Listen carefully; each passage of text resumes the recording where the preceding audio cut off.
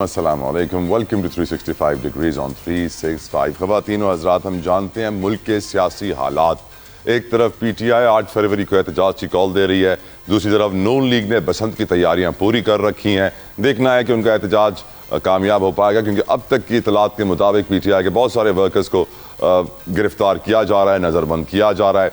और हालात हाज़रा यही बता रहे हैं कि 8 फरवरी को PTI एक बार फिर मज़ीद मुश्किलात का शिकार होगी, एहतजाज नहीं कर पाएगी और बसंत ज़ोरों शोर पर होगी, पतंगे उड़ेंगी, बोकाटा के नारे लगेंगे।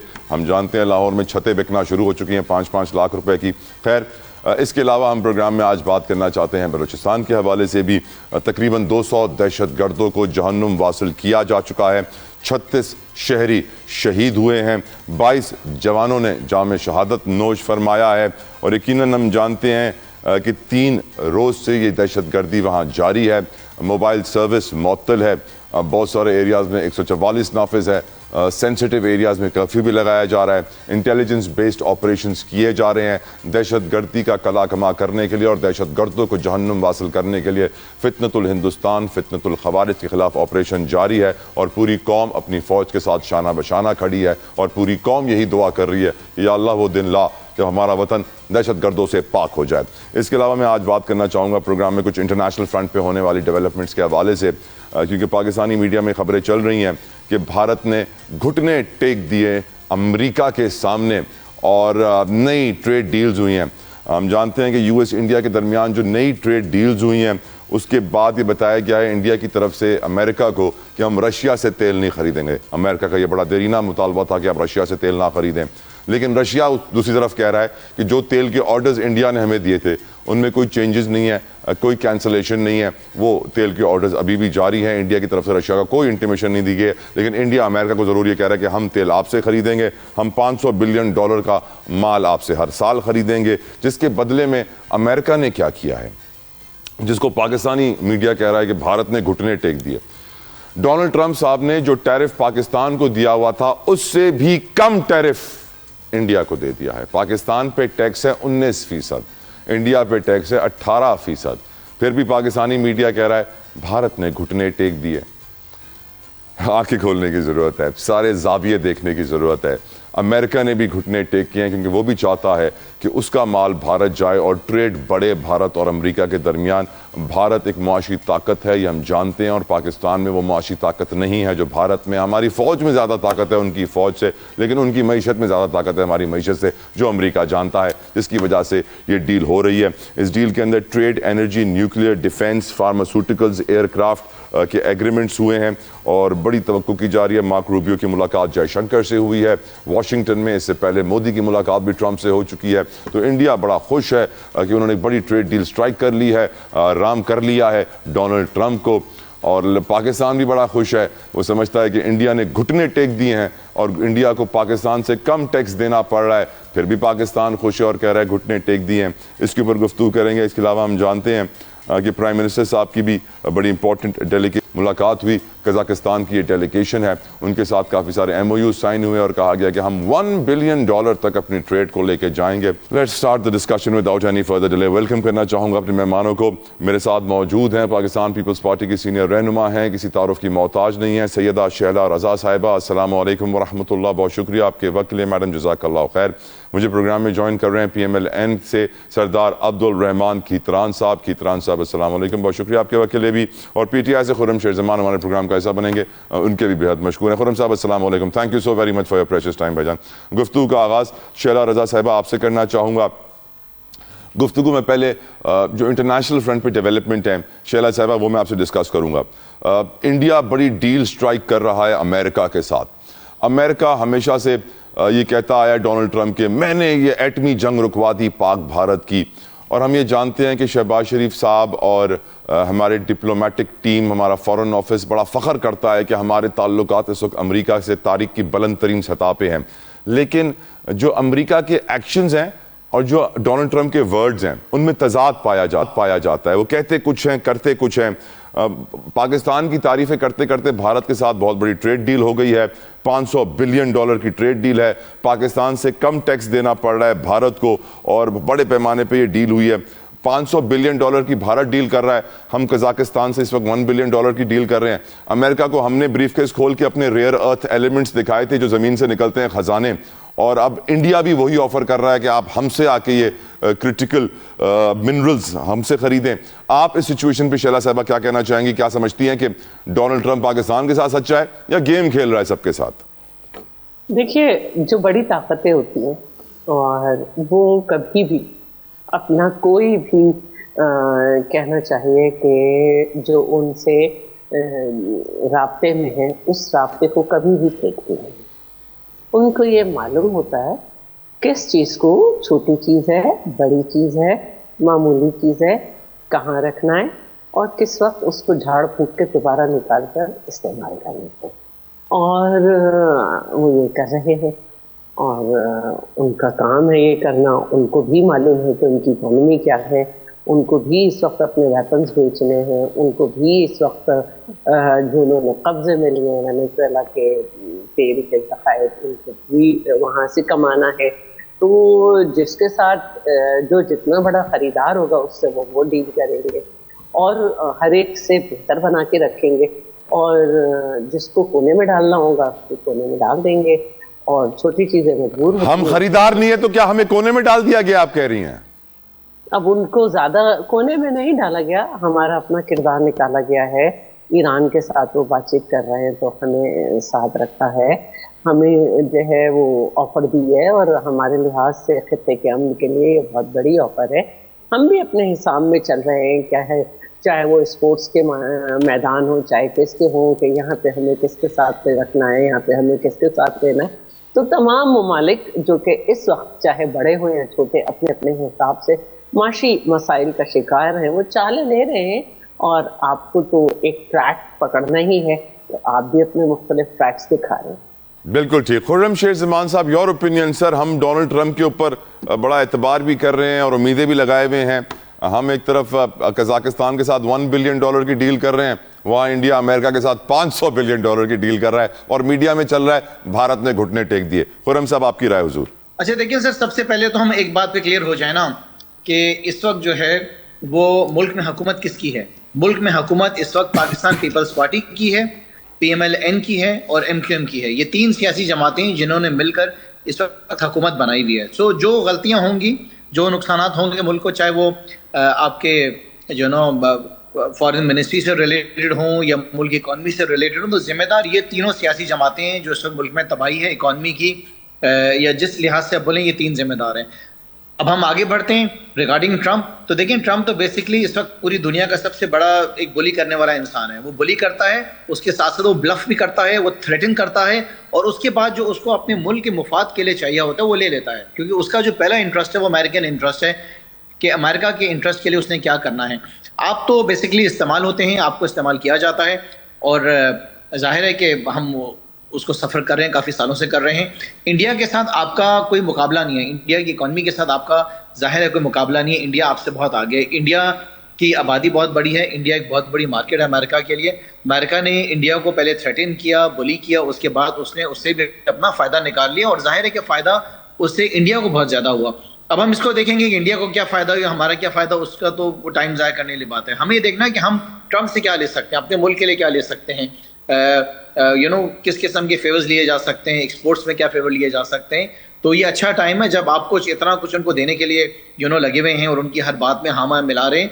तो मैं समझता हूँ कि हमारी गवर्नमेंट को इस वक्त ट्रंप के साथ बैठ के डील करनी चाहिए, अच्छी डील करनी चाहिए जिसमें हमें एक्सपोर्ट का शेयर ज़्यादा मिले, जो टैक्सेस हैं उनको कम किया जाए, वीज़ा पॉलिसीज़ के अंदर रिलीफ लिया जाए। आप देखें कि जिस वक्त ये इंडिया को थ्रेटन कर रहे थे और उस दौरान भी उन्होंने हमें पाकिस्तान को ही जो है उस पे जो है इन्होंने इमिग्रेशन वीजा बंद कर दिया, इमिग्रेशन वीजा बंद कर दिया। बिल्कुल बिल्कुल, आप ठीक कहा, मुझे याद नहीं आ रहा था। इमिग्रेशन वीजा जो ना हमें बंद किया, तो हमें क्या बेनिफिट मिल रहा है? हमें तो देखना है कि हमारे बेनिफिट्स क्या हैं। अमेरिका करता है क्या? अमेरिका शायद हमारी हेल्प कर लेता होगा वर्ल्ड बैंक से लोन दिलाने में, IMF से लोन दिलाने में, तो उसमें हमारे मुल्क को फायदा तो कुछ भी नहीं है। वो तो और मुश्किलात हमारी बढ़ती है जितने हम लोन्स लेते हैं। सो अमेरिका अगर हमारी हेल्प करे, हमारी इकॉनमी को बढ़ाने की हेल्प करे, जब बात हो, वैसा तो कुछ हो नहीं रहा है। तो मैं समझता हूँ कि सारी फेलियर जो हैं ये मौजूदा हुकूमत के, जिसमें PMLN और पीपल्स पार्टी जो सबसे बड़े हिस्सेदार हैं। मुझे वो ट्वीट याद आ जाता है डोनाल्ड ट्रंप का, जिसमें उन्होंने लिखा था कि हम पाकिस्तान से तेल निकाल कर इंडिया को सप्लाई करेंगे। मुझे भी उस दिन का बड़ा इंतजार है। सरदार अब्दुल रहमान खीतरान साहब, हुजूर आपकी राय, जो इस वक्त दुनिया में डोनाल्ड ट्रंप कर रहे हैं, जो भारत लॉबिंग करके $500 बिलियन की डील अमेरिका के साथ कर रहा है, उसके अंदर जहाज भी हैं, न्यूक्लियर एनर्जी भी है, डिफेंस डील्स भी हैं, खीतरान साहब आपकी राय हुजूर। शुक्रिया। देखें, मैं इतनी अर्ज करूंगा कि अमेरिका सुपर पावर है, इस वक्त वह एक सुपर पावर रह गई है, बाकी तो सब रशिया टूट गया, मुख्तलिफ रियासतें वजूद में आ गई उसकी।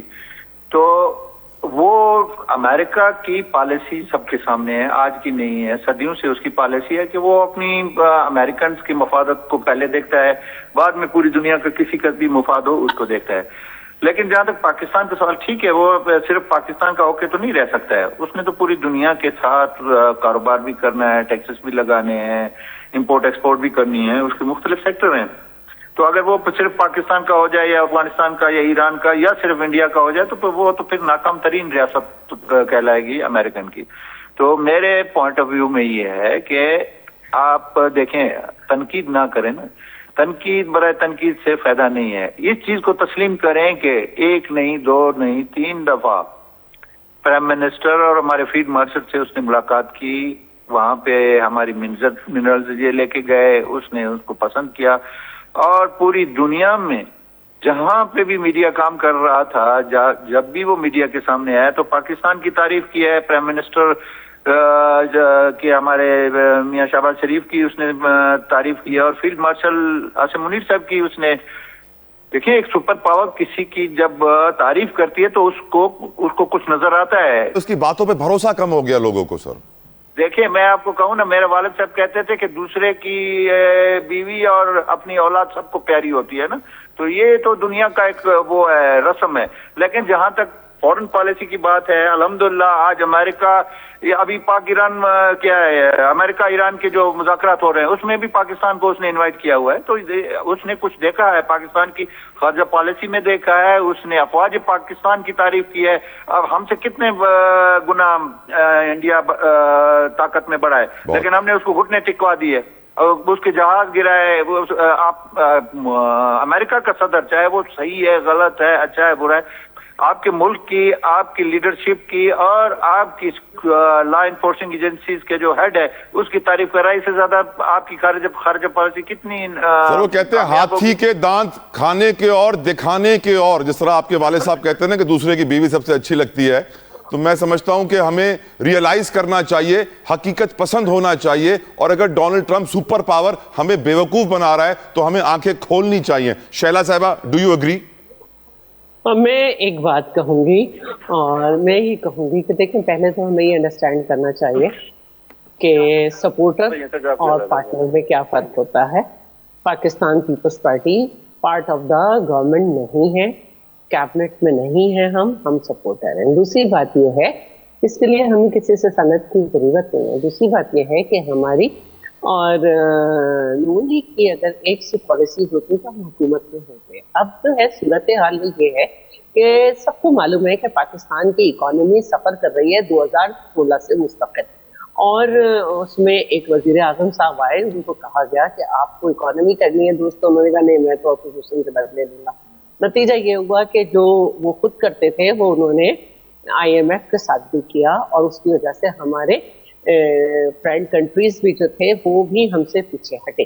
तो हमारा तो जो इमेज था, जिसमें उनकी ख्वाहिश थी कि हम श्रीलंका बन जाएं या कुछ हो जाएं, वो ही खराब हो गया था। उसको बेहतर करके जब हम यहाँ तक पहुंचे हैं, तो आपसे इकोनॉमिकल डील तो अभी बहुत दूर की बात है, हमें तो अभी स्टेबल होना है। उसमें ही हमारे ऊपर जो हमारी एक हम कह सकते हैं कि अस्करी ताकत और हमारी मुल्क और फौज की, हमारी हुकूमत और फौज की, हम ये कह सकते हैं अवाम के जज्बे से, जो जंगी हिकमत अमली थी, उससे हम गालिब आए। लेकिन अभी हमारी इकोनॉमी, जब बाजार में मैं जाऊंगी और मैं कुछ खरीदना चाहूंगी, मुझे अपने पैसों के हिसाब से खरीदना है, उस दुकान पे जाना है जहां मेरे मतलब की चीज मिल जाए, दुकानदार मुझे उसी तरह ट्रीट करेगा जो मैं खरीद सकती हूँ। तो ये चीजों को समझने की बात होती है, और इसी तरह करना है हमें। खित्ते में अपनी एक इम्पोर्टेंस, अपनी जियोपॉलिटिकल जो हमारी पोजीशन है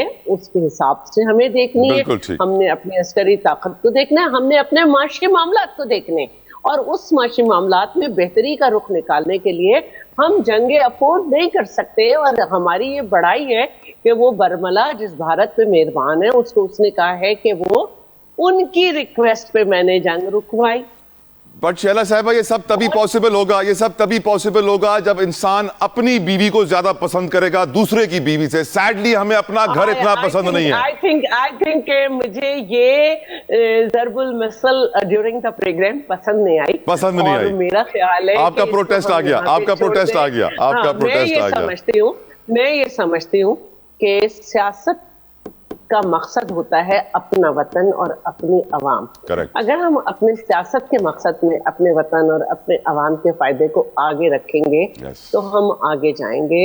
और वतन परस्ती और अवाम परस्ती पे जाएं, शख्स परस्ती पे ना जाए। 8 फरवरी को पीटीआई की तरफ से, तहरीक तहफ़्फ़ुज़ आईन पाकिस्तान की तरफ से, मजलिस वहदतुल मुस्लिमीन की तरफ से एहतजाज की कॉल दी गई है। कहा जा रहा है कि बड़ा एहतजाज किया जाएगा, जो इलेक्शन में धांधली हुई थी उसके खिलाफ आवाज़ उठाई जाएगी। At the same time PMLN ने बसंत भी ऑर्गेनाइज कर रखी है इसी वीकेंड के ऊपर। क्या एहतजाज पीटीआई कर पाएगी, कंसिडरिंग कि ऑलरेडी MPO के तहत उनके वर्कर्स को, सपोर्टर्स को, वोटर्स को जो एहतजाज में एक्टिव नजर आ रहे थे अरेस्ट किया जा रहा है। खुर्रम शेर ज़मान मेरे साथ मौजूद हैं। खुर्रम, क्या प्लान है पीटीआई का? क्या मुल्क गिर एहतजाज होगा? इस तरह गिरफ्तारियां और नजरबंदी होती रही तो कैसे एहतजाज होगा? खुर्रम शेर ज़मान। नहीं, देखिए, गिरफ्तारियां तो चलती रहेंगी। सियासी कारकुनान जो हैं वो गिरफ्तारियों से कहाँ डरते हैं। अब ये बैठे हुए फॉर्म 47 की बुनियाद के ऊपर हुकूमत में इस वक्त मुल्क का जो सदर है वो भी जो है फॉर्म 47 का है। इस मुल्क में ये बता रही थी, मोहतरमा फरमा रही थी कि हमारी हुकूमत तो नहीं, हम सपोर्ट करते हैं। तो सपोर्ट में इनको सारे मुल्क के गवर्नर्स मिले हुए हैं, मुल्क का सदर इनका है, बलूचिस्तान में हुकूमत इनकी है। तो बेसिकली हमारा जो एहतजाज है वो तो इस फॉर्म 47 हुकूमत के खिलाफ है ना। हम तो अपना मैंडेट मांग रहे हैं और जो कुछ हमारे साथ हुआ फरवरी के इलेक्शंस, मार्च फरवरी के, वो आप अच्छे तरीके से जानते हैं। एहतजाज हमने क्या करने जी, एहतजाज का मकसद तो नहीं कि हमने कोई तोड़फाड़ करनी है। आप तो जानते हैं कि पीटीआई की हिस्ट्री रही कि हमने तो कभी कोई गमला भी ना तोड़ा होगा। सो बेसिकली हम तो आवाम से कह रहे हैं कि वो एहतजाजन अपने कारोबार को बंद रखें, अपने घरों के अंदर बैठें। एक पुरअमन तरीके से हमारी डिमांड है और इससे ज़्यादा कुछ नहीं है।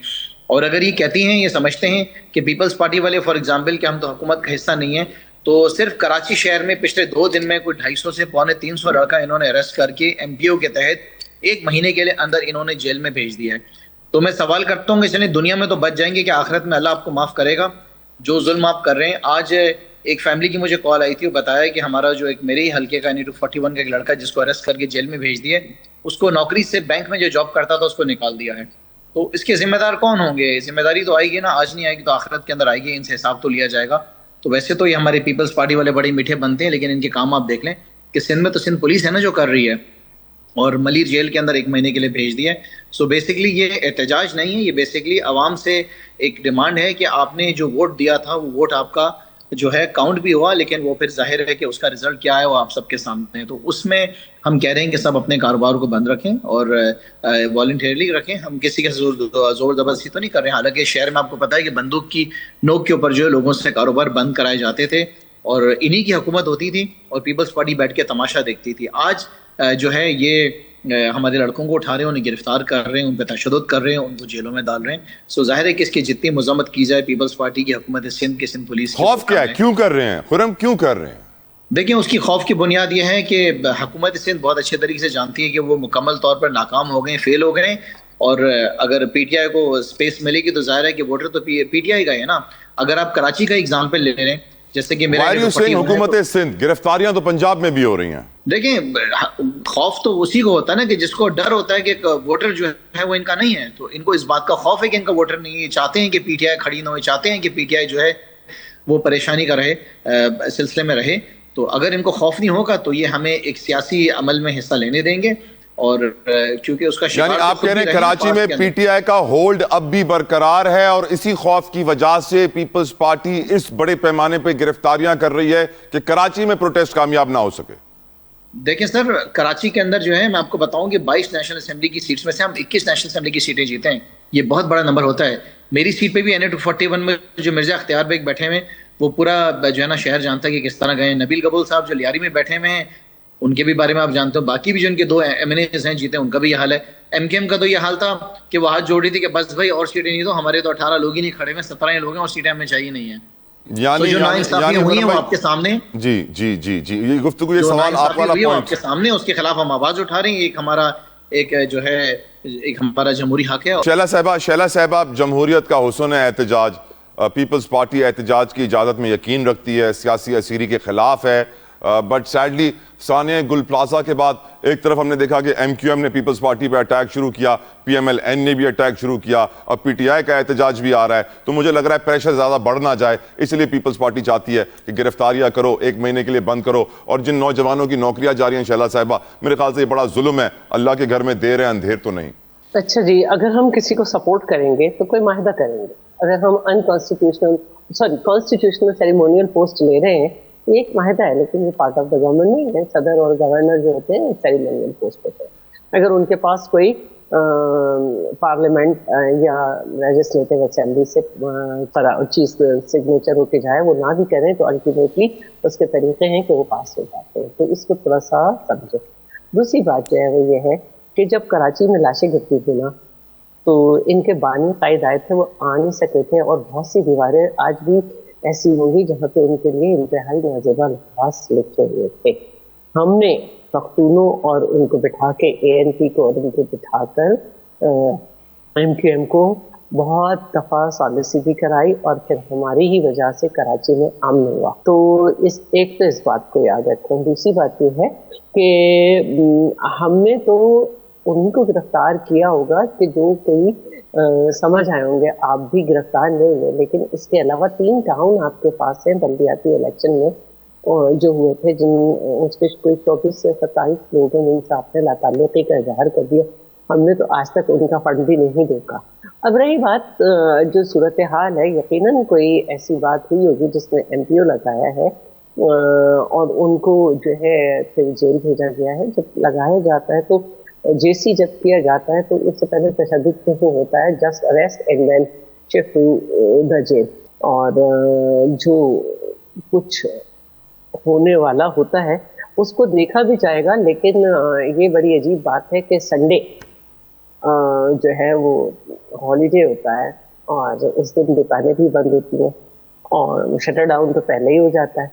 अब बाकी सिंध में या हम ये कहते हैं कि कराची के अंदर कितने लोग सड़क पर होते हैं, कौन नहीं निकालेगा पहिया, वो एक अलग बात है। लेकिन और शैला साहिबा जो कहते हैं कि इमरान खान से डरती है ये हुकूमत, PTI के एहतजाज का खौफ है इस हुकूमत को, इसके बारे में क्या कहेंगी? देखिए, आज तक इनके एहतजाज कोई भी कामयाब नहीं है। एहतजाज के नाम पर जो अटैक्स हुए, 26 नवंबर को मैं इस्लामाबाद में थी और अपने विंडो से देख रही थी भी चौक पे जो कुछ हो रहा था, तो पता नहीं चल रहा था कि किस तरफ पुलिस खड़ी और किस तरफ ये है। हम जिस तरफ थे वहां पर पुलिस थी और इस तरफ इतनी शेलिंग हो रही थी जो दूसरी तरफ से हो रही थी, जो इनके लोग लेकर आए थे और बाद में वो मिले भी। तो वो एक वाकई एक खौफनाक तरीका है। हमने बहुत बड़ा जिसको कह रहे हैं जमात इस्लामी वाले, ये अलग बात है कि वॉइस लीक हुई, हमने उनको भी शारा फैसल पे एहतजाज करने दिया। लेकिन इससे पूरे कराची में जो ट्रैफिक जैम हुआ है वो सबने देखा है कि बंदे तो मिल नहीं रहे थे, लेकिन जाहिर है कि एक टाइम था और उसकी वजह से पूरा अगर मेन आर्टरी जो है वो चौक हो जाए तो क्या होता है, इस पे हम गौर कर रहे हैं। और हम तमाम ममालिक में, इनके बानी ने तो 18 से ज्यादा मौसम मुख्तलिफ कंट्रीज में गुजारे हैं, बाहर पढ़े लिखों में। वहाँ पे एक जगह होती है जहाँ पे हर जगह जहाँ एहतजाज किया जा सकता है। ये तो शहरियों को तंग करना हुआ कि मेन शारा फैसल पे आप करें और नहीं करें। बिल्कुल ठीक। अब सरदार खीतरान साहब, आपकी नजर में क्या PMLN की हुकूमत को इमरान खान से खौफ है, PTI के एहतजाज से खौफ है, जमहूरियत का हुस्न है एहतजाज, फिर PTI को एहतजाज की इजाजत क्यों नहीं मिलती हुजूर? और इससे क्या वो ज्यादा मशहूर नहीं होते हैं? सिंपैथी वोट उनका बढ़ता नहीं है? सर देखिए, बात यह है कि खुर्रम शेरजमान साहब बहुत अच्छे इंसान है। मैं मिला तो नहीं हूँ इनकी, मैंने बड़ी तारीफ सुनी है। वो कह रहे हैं जी पुरअमन एहतजाज। क्या जब इस्लामाबाद में धरना खान साहब ने दिया था वो पुरअमन हुआ था? 2014 वाला पुरअमन हुआ था सर, जो 2014 वाला। सुन लेना प्लीज, आप PTI की तरफ से ना मुझे बोलने दे, मेरा हक है। अगर आप मुझसे सुनना चाहते हैं नहीं तो फिर मैं लाइन छोड़ देता हूँ। अर्ज है ना कि जी 9 मई के वाकयात हैं, क्या वो पुरअमन थे? आपका मैसेज आपके दुश्मन आपके बॉर्डर पे लाहौर के कोर कमांडर हाउस की मैं मिसाल देता हूँ, तो क्या वो पुरअमन था? मैं उस वक्त लाहौर में था और मैं आपको जिम्मेदारी से कह रहा हूँ कि जो हशर किया था इन्होंने मैं आपको बता नहीं सकता। तो बात यह है कि एहतजाज 8 तारीख को इन्होंने एहतजाज की कॉल दी है। अब देखें एहतजाज से होना क्या है, कुछ भी नहीं होना है मां सिवाय ये कि आप पाकिस्तान की मईशत को, पाकिस्तान की इमेज को और दागदार करेंगे। अब आपकी रोडें बंद होंगी, ट्रांसपोर्ट बंद होगी, अरबों करोड़ों अरबों का नुकसान होगा। किसको? वो उसका असर किस पे? आम पब्लिक पे पड़ता है।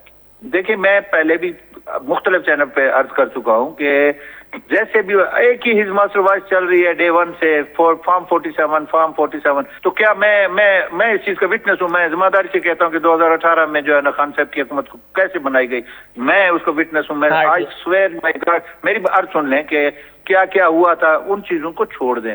अब एक मुंतखब हुकूमत है, आप उसको फॉर्म 47 की कहें, फॉर्म 78 की कहें, फॉर्म 91 की कहें, हुकूमत है अल्हम्दुलिल्लाह। देखें कोर्ट है, अदालतें हैं, ना आपके अख्तियार में है ना मेरे अख्तियार में है। अगर वहां से किसी को सजा हो रही है, जजा हो रही है, आपके सामने कोर्ट पड़ी हुई है, सुप्रीम कोर्ट पड़ा हुआ है, हाई कोर्ट पड़े हुए हैं, ट्रायल कोर्ट पड़े हुए हैं।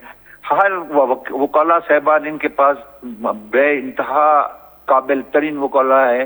तो मुझे मुशर्रफ ने 33 साल सजा की थी, इन्हीं अदालतों से मुझे रिलीफ मिला। आज अल्हम्दुलिल्लाह मैं पार्लियामेंट का हिस्सा हूं। तो इन चीजों को आप एक तरफ रख के आप खुले दिल से पाकिस्तान की बका के लिए, पाकिस्तान के लिए सोचेंगे तो ये धरने, ये सारी चीजें खत्म हो जाएंगी। ऑटोमेटिक आज मैंने पिछले दिनों एक चैनल पे कहा, मैंने कहा है आप लोग बने, चलो इनके पर जलते हैं जो इक़्तिदार में, इनके पर जलते हैं कि आपके साथ मुज़ाकरात करें, आप लोग बिस्मिल्लाह करें। मैंने इसको अपना लतीफ़ खोसा साहब मेरे साथ थे, तो मैंने कहा मैं भी निकलता हूँ लतीफ़ खोसा साहब के साथ, हम चले जाते हैं प्राइम मिनिस्टर के साथ। मैं नून लीग का वो पीटीआई कि जी आए मुज़ाकरात करते हैं, जमहूरियत को आगे बढ़ाते हैं, जमहूरी सिस्टम को, और नहीं मानना ये सियासत हम खत्म करते हैं।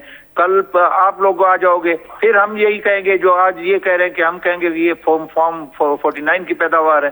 तो ये इससे मुल्क का नुकसान हो रहा है। अभी आपने ट्रंप की मिसाल दी है कि वो जो है ना हमें ब्लफ कर रहा है या धोखा दे रहा है। देखिए एक चीज अभी तक मुआरज़े वजूद में नहीं आई है, तो हम तो पेशन गोई नहीं कर सकते। अल्लाह की जात पे हमें यकीन है, हम एक मुस्लिम कंट्री है। अल्लाह ने कहा है गौर और फिक्र करो, अपनी अकल को इस्तेमाल करो। ये तो कुरान में लिखा हुआ है ना कि इतरान साहब हमें अपना ब्रेन यूज करना है, अल्लाह ने इसीलिए दिया है। अक्ल का तकाजा ये है कि आप जाके दीवार के साथ सर मारो। नहीं मैंने ऐसे नहीं बोला सर, हम तो वो लोग हैं जिनके बाप कहते हैं कि पहली बीवी से ज्यादा प्यार करो, हम वो लोग नहीं है सर वो जिनके कहते हैं कि दूसरी पहली बीवी नहीं। मैंने एक और ज़रबुल मिसल दिया है कि ये तो सब कहते हैं, ये बात हम दोबारा नहीं करेंगे। शैला साहब को बुरी लग रही है, अपने बच्चे सबको जो है ना हर एक आदमी उनको पसंद करता है। ये मैंने एक आई एग्री सरदार साहब ब्रेक की तरफ बढ़ना है और फिर मुझे आपसे बलूचिस्तान को भी डिस्कस करना है। खुर्रम साहब ब्रेक पे जाने से पहले जल्दी से कमेंट्स दे दें जो आपके ऊपर बातें की गई हैं। हमारा मैंडेट छीना क्या है, हमारी मेहनत है, अवाम ने हमें वोट दिया है, तो हमें क्या ये सारे चेहरे अच्छे लगते हैं जो फॉर्म 47 की बुनियाद के ऊपर इस वक्त बैठे हुए मुल्क के अंदर।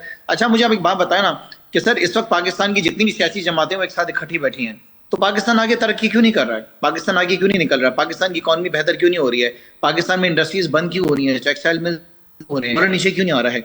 डीजल महंगा क्यों हो रहा है? मिडिल क्लास का खात्मा क्यों हो रहा है? नौकरियां क्यों नहीं मिल रही हैं? लोग मुल्क से बाहर नौकरी की तलाश में क्यों जा रहे हैं? देखें ये सारे इकट्ठे हो गए फिर भी मुल्क को ये आगे नहीं बढ़ा सक रहे हैं। खुर्रम भाई सॉरी मुझे ब्रेक लेनी है। खुर्रम भाई सॉरी मुझे ब्रेक लेनी है। सर इसका मतलब ये है कि ये नहीं बढ़ सकती, इनके अंदर वो कैपेबिलिटी है ही नहीं। ये बिल्कुल पॉइंट टेकन। 200 दहशतगर्दों को हमारी फोर्सेस ने, हमारे जवानों ने जहन्नुम वासिल किया है जो फितनतुल हिंदुस्तान और फितनतुल खवारिज से ताल्लुक रखते थे। 22 हमारे जवान शहीद हुए हैं, 36 शहरियों को भी शहीद किया गया है। सरदार खीतरान मेरे साथ मौजूद हैं। सरदार साहब मैं जानता हूं कि आप बलूचिस्तान पे बड़ी गहरी नजर रखते हैं, जरा आप रोशनी डालिए हुजूर, ग्राउंड रियलिटी है क्या?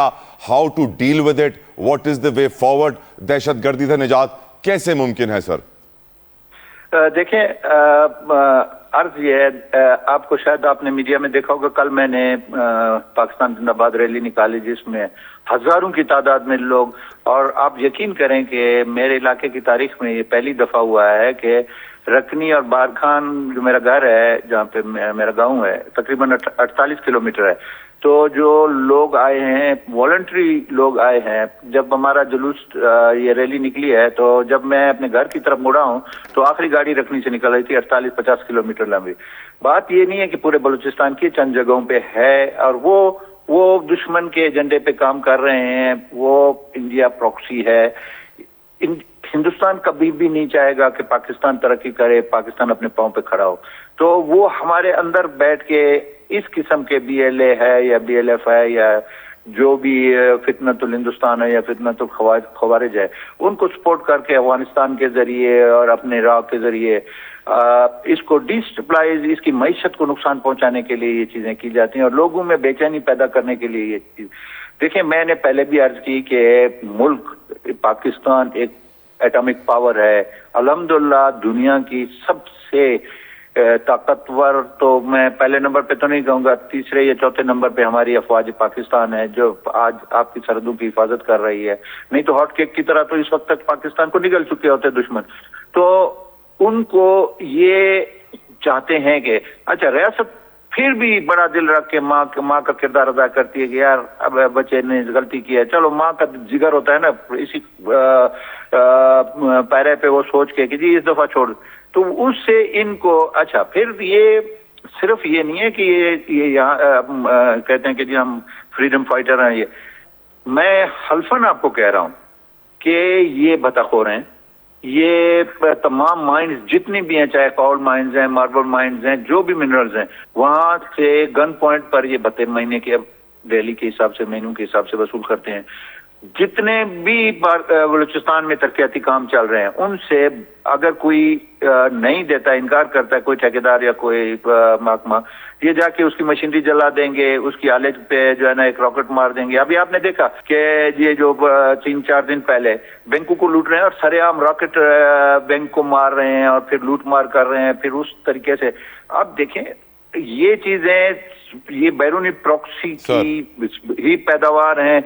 ये मैं हल्फन कहता हूं, मैं ये नहीं है कि मैं गवर्नमेंट में बैठा हूं मैं, कि ये सिर्फ पेट के लिए कर रहे हैं। अब एक शख्स जिसके पास 5000 नहीं थे, आप यकीन करें कि वो जब दुकान पे जाता है, जब जेब से पैसे निकालता है, 2-2, 3-3 लाख रुपए उसकी जेब से निकल रहा है, तो वो क्या है कि उसको वो भेड़िए की तरह खून लग गया ना मुंह में कि जी मुफ्त की आ रही है, और फिर ब्लैकमेल। फिर तहफ़्फ़ुज़ की बात होती है कि रियासत अभी एक जगह पे वारदात होती है, रियासत पहुंचते पहुंचते 2 घंटे लगेंगे उसको, और ये उधर बैठे हुए हैं 5 मिनट में एक वारदात करते हैं, करके भाग के निकल के चले जाते हैं। लेकिन अब जो इनके साथ हशर हुआ है ना, अल्हम्दुलिल्लाह रियासत ने भी बर्दाश्त कर करके एक स्टेज पे आके उसके बर्दाश्त जवाब दे गई है। माँ की ममता भी एक जगह पे जब बच्चा बिल्कुल ही उसकी वो जो चादर और उसकी इज्जत को तार-तार करने पर आ जाता है, तो फिर वो भी हमदर्दी छोड़ देती है। बिल्कुल ठीक सर। खुर्रमशेर ज़मान साहब की तरह ये मरे हैं दोस्तों। अब इनकी चीखें आपने टीवी में देखी हैं, किसी को अपनी माँ याद आ रही थी, किसी को अपना बाप याद आ रहा, तो अब इनका इंशाअल्लाह अंजाम है, और अल्लाह ने चाहा तो हमारी लॉ एनफोर्सिंग एजेंसीज, हमारी हुकूमत, इसमें इतनी ताकत है कि इनको हम कुचलेंगे और पाकिस्तान को तरक्की की राह पे हम। खुर्रम साहब, your views on Balochistan sir? देखिए सर, सीधी सीधी बात है, ये मुल्क हमारा है, बलूचिस्तान हमारा है, और जीरो टॉलरेंस किसी हाल में सवाल ही नहीं पैदा होता है कि हम दहशत गर्दी को किसी भी हाल के अंदर जरा बराबर भी सपोर्ट करेंगे। सही तरीके से इनको जो है देखना चाहिए। और देखिए, बेसिकली आपको समझना पड़ेगा कि ये इसके पीछे है कौन। इसके पीछे हम सब जानते हैं इंडिया चाहता है कि पाकिस्तान को उसने डिस्टेबलाइज करना है। अब आप देखें कि इंडिया तो फॉल्स फ्लैग ऑपरेशन की बुनियाद के ऊपर पाकिस्तान पे हमला करता है। हम तो चलें ठीक है कि इंडिया के सपोर्टेड दहशत गर्द उनके खिलाफ हम बलूचिस्तान में एक्शन ले रहे हैं। मैं तो कहता हूं कि इनको इंडिया में जाके भी मारना चाहिए। जिस तरह फॉल्स फ्लैग ऑपरेशन करके ये पाकिस्तान में हमला करते हैं, और हमारे पास सबूत मौजूद हैं कि इंडिया जो है यहाँ पे टेररिस्ट एक्टिविटीज कर रहा है, तो इंडिया में जाके इंडिया में भी इनको मारना चाहिए ताकि सबक सीखें कि ये काम ये बंद करें। बिल्कुल ठीक, बिल्कुल ठीक। खुर्रम साहब, I am short on time. Shaila साहिबा, आपकी राय जानना चाहूंगा बलूचिस्तान के ऊपर। मैडम, मुझे बहुत खुशी है कि दोनों एक पेज पर हैं, चाहे PTI हो चाहे नून लीग हो। इन्होंने एक बात की और हम सब समझ रहे हैं कि ये बिल्कुल फितनतुल हिंदुस्तान और अफगानिस्तान से TTP, और ये एक कोऑर्डिनेटेड अटैक था दोनों की तरफ से। और मैं सलाम पेश करती हूँ अपने शहरियों को जिन्होंने अपनी फौज की साथ दिया और अपनी जानों का नजराना पेश किया। और वाकई सही कहते हैं वजीर आला के सियासी मसला नहीं है, क्योंकि जो सियासी मसला होता है उसमें जो नाराज लोग होते हैं वो आईने पाकिस्तान को मानते हैं, जो हथियार उठा ले वो आईने पाकिस्तान को नहीं मानता, और उसको फिर हथियार उठाकर ही खत्म किया जाना होता है। और ये खत्म किया जा रहा है, ये बहुत बड़ी बात है। और मैंने कहा कि फौज तो अपनी ड्यूटी कर रही है, लेकिन जो शहरियों ने वहां पे जज्बा दिखाया है, जिस तरह से उन्होंने अपनी जानें दी हैं, मैं समझती हूँ कि बलूचिस्तान एकदम जो है वो समझ चुका है, और बलूचिस्तान एक दफा वही होगा जो हम चाहते हैं कि बलूचिस्तान भी आबाद हो, आगे बढ़े, तरक्की करे, और अल्हम्दुलिल्लाह पाकिस्तान के अवाम जिंदाबाद। Thank you so very much Syeda Shaila Raza साहिबा, बहुत बहुत शुक्रिया। खुरम जमान साहब, बहुत बहुत अब्दुल रहमान कीतरान साहब। व्यूअर्स, अपना फीडबैक सोशल मीडिया में मुझे जरूर दीजिएगा। अपना ख्याल रखिएगा। I will see you tomorrow. Until then, अल्लाह हाफिज।